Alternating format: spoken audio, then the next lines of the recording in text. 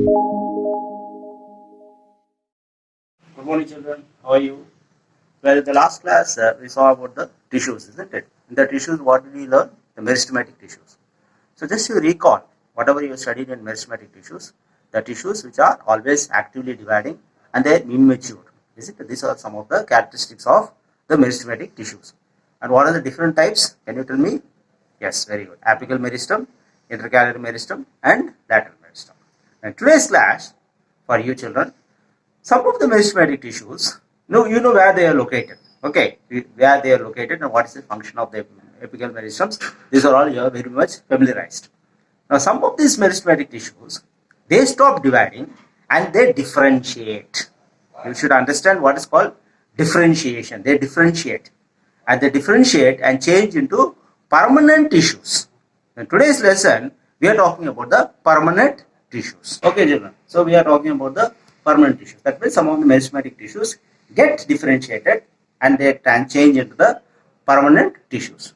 Now, today's topic for you is permanent tissues.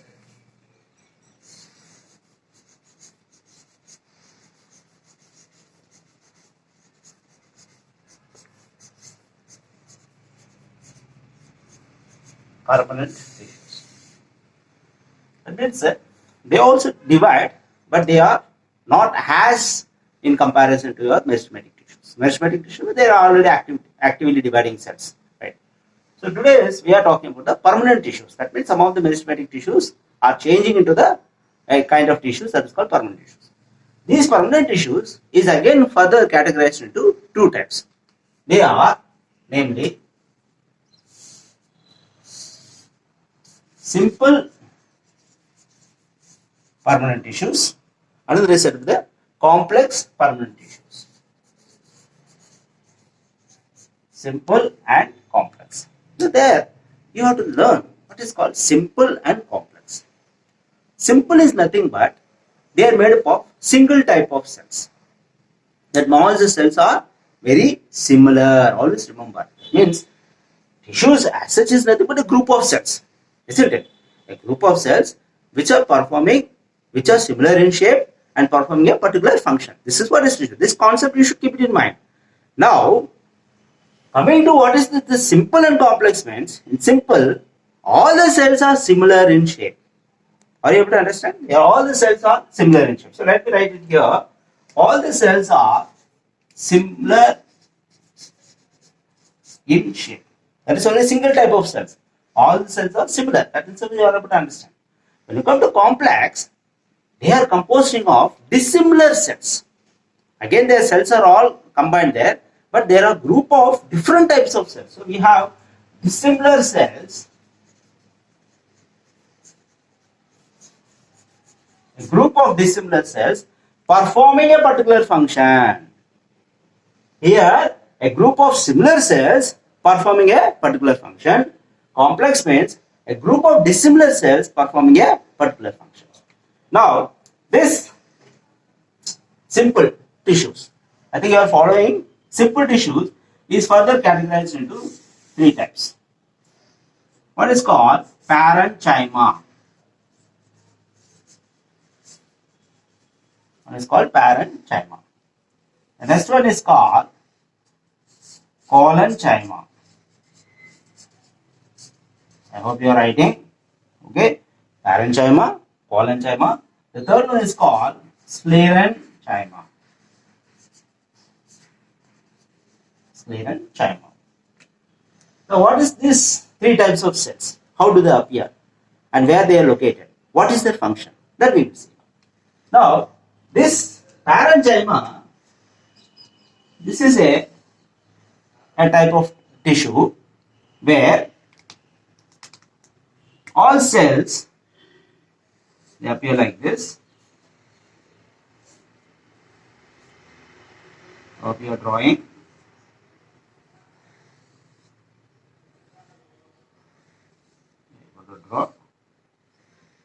Okay.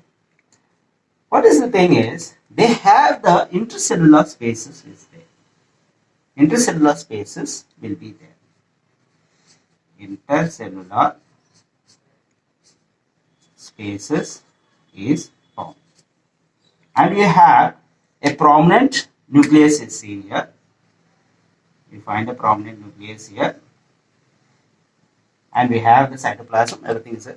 So it is a living tissue. It is a living tissue, and it has a cell wall, because it has a cell wall, and this cell wall is mainly composed of cellulose. It has a cell wall. Okay, the cell wall is mainly composed of cellulose. Are you able to understand? So there is intercellular space. This is how you have to differentiate. And this is a living tissue. And this is, children, this is found in almost throughout the plant body. Mostly abundant. The abundant tissue that's present throughout the plant body is certainly parenchyma.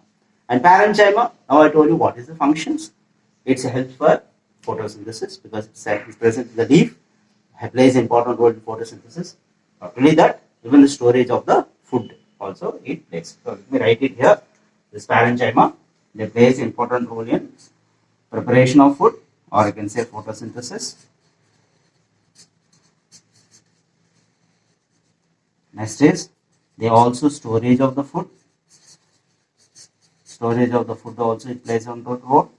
Then some plants it also helps in the floating of the leaves. Do you remember which of the plants? Yes, very good. Hydrophytes.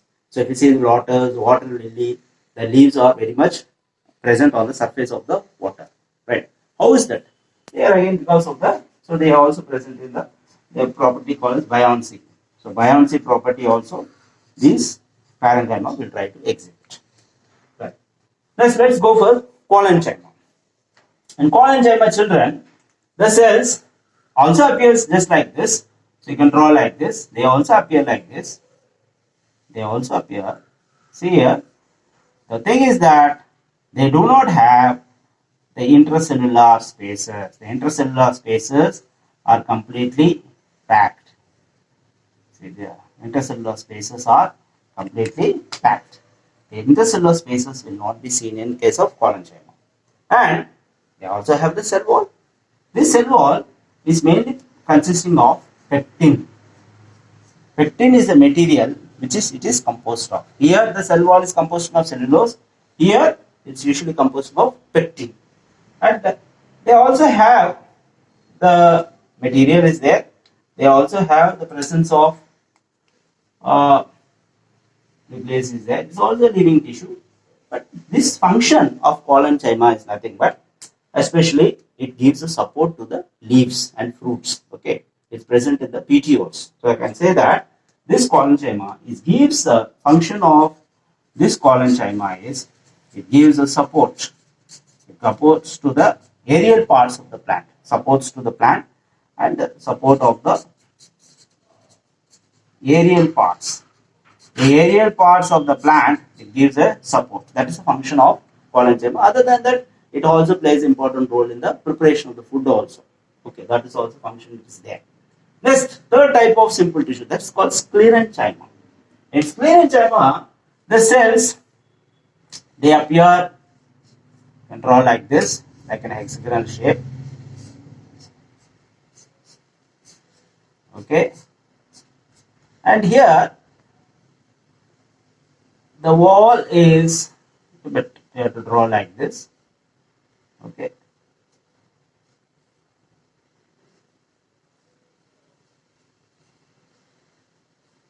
this is how it appears like, and it is a dead tissue. It's a dead tissue, so it is not a non-living tissue, you can say. So this it's also the cell wall it has. The cell wall it is made of lignin, or it is made of lignin. So lignin is what is deposited in the cell of sclerenchyma, and its main function is again giving support. So how is this? It's again categorized into two types, you can say. Some of the things it is appears like as you know that they'll appear like, you can categorize this of different functions it has. That appearances are there. It appears like fibers. It appears like a long fibers. It appears. See, it appears like a long fibers, and some cells it appears like a sclerates like this. Stone cells also you can say. Okay, you can also say it as a stone cells. You can also say it's a stone cells.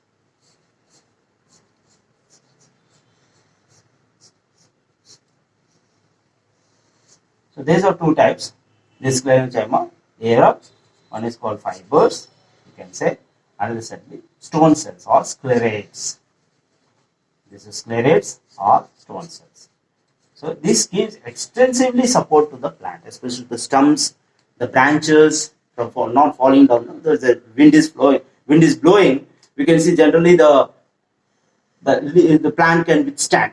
That withstand is because of the sclerenchyma. So it gives a very good mechanical support. The function we can say that the sclerenchyma, it gives a very good mechanical support.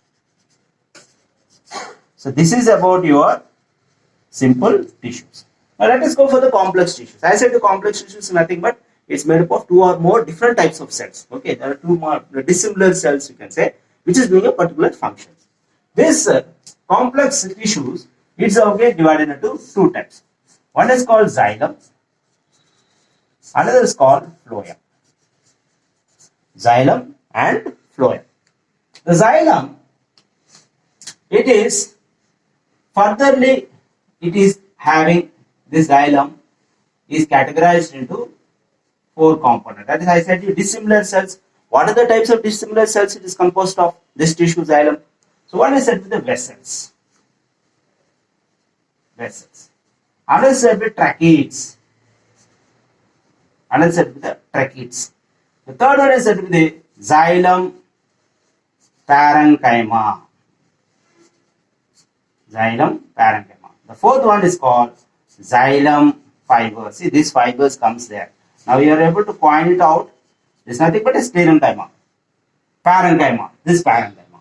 Are you able to understand? So what other than this, the two different terms you are learning, or two names that you are learning in xylem is vessels and tracheids. Already these two things you are already learned in simple tissues.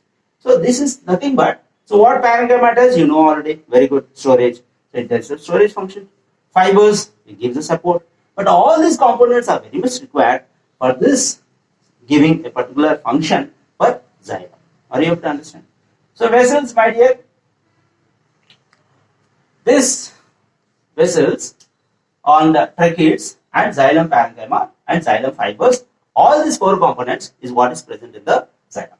The main function of xylem, what is the function of the xylem? It is responsible for the conduction of water and minerals.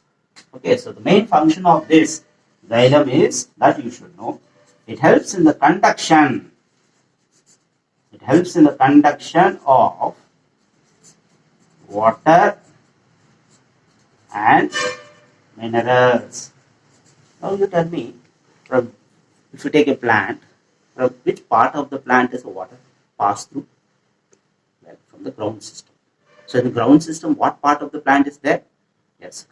So through the roots, the water is conducted to all other parts of the plant. It reaches till the aerial part of the plants. So there is the, what you say, you can say the movement of the water is towards the gravity or against the gravity. Very good. Against the gravity. So it has an upward flow. So the xylem is present throughout the plant, but the conduction of the water is taking place from the groundwater to the upward movement or to the upward part of the plant. So this is the function of the xylem.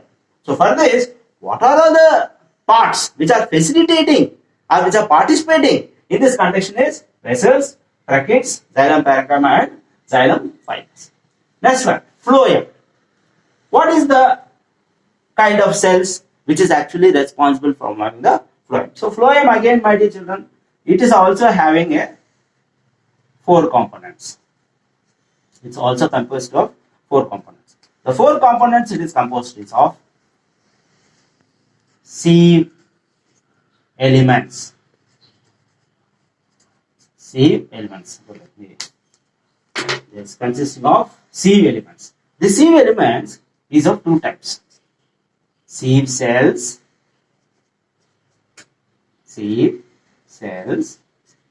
and another one is said to be sieve tubes.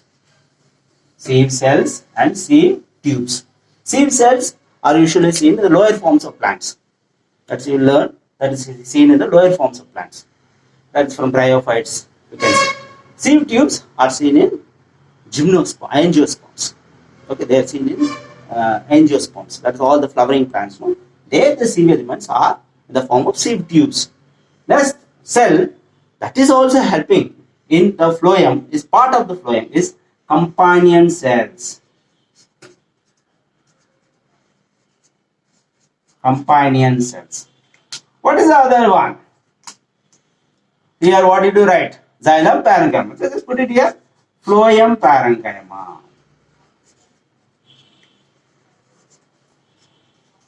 And the fourth one is phloem fibers. Okay, these are the four components. Let me repeat here. Sieve elements. Sieve elements are comprised of two types: sieve cells and sieve tubes. Sieve cells are seen in lower forms of the plants. That is, you can take from pteridophytes. You can take gymnosperms. Whereas in sieve tubes, they are seen in angiosperms. That's flowering plants. Companion cells, they are absent in gymnosperms. Okay, companion cells are not found in gymnosperms. They are present in angiosperms. So additional points. No? You should know the other points. What is the?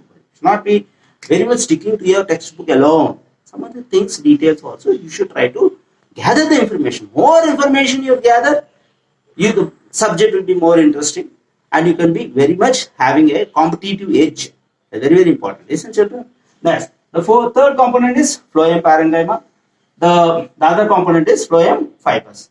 So, what is the function of this phloem? All these components are present in the phloem. What is the function? The function of the phloem is they are responsible. Let me write it here. Translocation. Don't use the word conduction. Translocation of food. That's nothing but the soluble starch. So you must be knowing, your lower classes should have studied. Food is prepared by whom? Leaf. Okay. So from the leaf, the food has to be transported to all other parts till the roots. So this is taking place through the phloem. And water conduction right from the roots to the other parts by xylem. Now let us summarize what we have learned today. Well, so we have seen today the permanent tissues. Permanent tissues are found from the meristematic tissues. They are getting meristematic tissues are getting differentiated into permanent tissues. These permanent tissues are two types: simple and complex. Simple, they are having a similar type of cells doing a particular type of function. Complex, they are a group of dissimilar cells doing a particular type of function. And simple tissues, there are two types. There are three types. You can see here: parenchyma, collenchyma, and sclerenchyma. Parenchyma, the cells are very simple. They have intercellular spaces. The cell wall is made up of cellulose, and they play a very important role in photosynthesis, storage of food. Even the biomass. In some of the plants, they play an important role of biomass. And next is collenchyma. Collenchyma is not having intercellular spaces. The cell wall is made of pectin, and they are giving support to some of the parts of the plant. Next, sclerenchyma, it's a dead tissue. The cell wall is made up of lignin, and it's of two types. What are these? Fibers and sclerates are stone cells, and they give a very good mechanical support to the plant, especially stem cell branches. Next part of permanent tissue is complex. Complex is consisting of a group of dissimilar cells. They are of two types: xylem and phloem. Xylem is consisting of four components. What are they? Vessels, tracheids, xylem parenchyma, xylem fibers. And what is the function of the xylem? They help in the conduction of water and minerals. And what about the phloem? Phloem is composing of four elements. What are they? Sieve elements, companion cells, phloem parenchyma, and phloem fibers. So sieve elements, they are again subdivided into two types: sieve cells and sieve tubes. Sieve cells are seen in the lower forms of plants. Sieve tubes are seen in angiosperms. So what is the function of this phloem?